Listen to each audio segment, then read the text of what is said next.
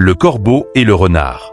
Maître Corbeau, sur un arbre perché, tenait en son bec un fromage. Maître Renard, par l'odeur alléchée, lui tint à peu près ce langage. « Hey, bonjour, monsieur du Corbeau. Que vous êtes joli, que vous me semblez beau. Sans mentir, si votre ramage se rapporte à votre plumage. Vous êtes le phénix des hôtes de ces bois. » À ces mots, le corbeau ne se sent pas de joie. Et pour montrer sa belle voix, il ouvre un large bec, laisse tomber sa proie. Le renard s'en saisit et dit « Mon bon monsieur, apprenez que tout flatteur vit aux dépens de celui qui l'écoute. Cette leçon vaut bien un fromage, sans doute. » Le corbeau, honteux et confus, jura, mais un peu tard, qu'on ne l'y prendrait plus. La flatterie peut nous tromper. Et toi, as-tu déjà été berné? Pour découvrir d'autres fables avec leurs leçons, abonne-toi maintenant. Le lièvre et la tortue. Rien ne sert de courir, il faut partir à point. Le lièvre et la tortue en sont un témoignage. Gageons, dit celle-ci, que vous n'atteindrez point. Sitôt que moi ce but. Sitôt, êtes-vous sage? Ma commère, il vous faut purger. Avec 4 grains d'élébore. Sage ou non, je parie encore. Ainsi fut fait, et de tous deux, on mit près du but les enjeux.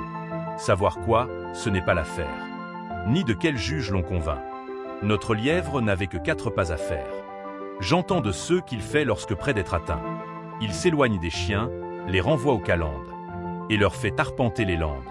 Ayant, dis-je, du temps de reste pour brouter, pour dormir et pour écouter. D'où vient le vent, il laisse la tortue aller son train de sénateur. Elle part, elle s'évertue, elle se pâte avec lenteur. Lui cependant méprise une telle victoire. Tient la gageure à peu de gloire. Croit qu'il y va de son honneur. De partir tard. Il broute, il se repose. Il s'amuse à toute autre chose qu'à la gageure. À la fin, quand il vit que l'autre touchait presque au bout d'eux la carrière. Il partit comme un trait, mais les élans qu'il fit furent vains. La tortue arriva la première. Eh bien, lui cria-t-elle, avais-je pas raison? De quoi vous sert votre vitesse? Moi l'emporter.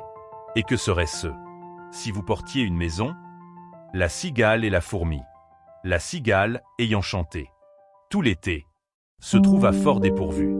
Quand la bise fut venue, pas un seul petit morceau de mouche ou de vermisseau. Elle alla crier famine chez la fourmi sa voisine, la priant de lui prêter quelques grains pour subsister jusqu'à la saison nouvelle. Je vous paierai, lui dit-elle, avant l'août, foi d'animal. Intérêt est principal. La fourmi n'est pas prêteuse. C'est là son moindre défaut.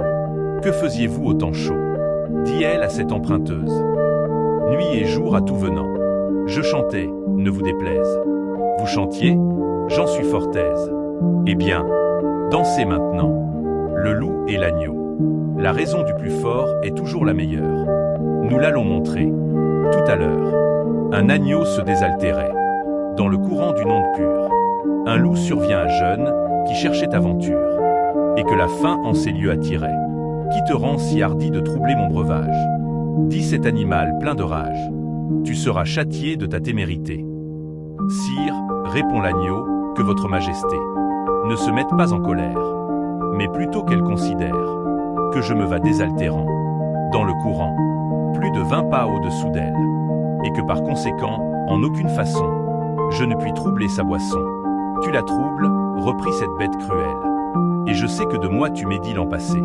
Comment l'aurais-je fait si je n'étais pas né? Reprit l'agneau, je tête encore ma mère. Si ce n'est toi, c'est donc ton frère. Je n'en ai point. C'est donc quelqu'un des tiens, car vous ne m'épargnez guère. Vous, vos bergers et vos chiens. On me l'a dit, il faut que je me venge.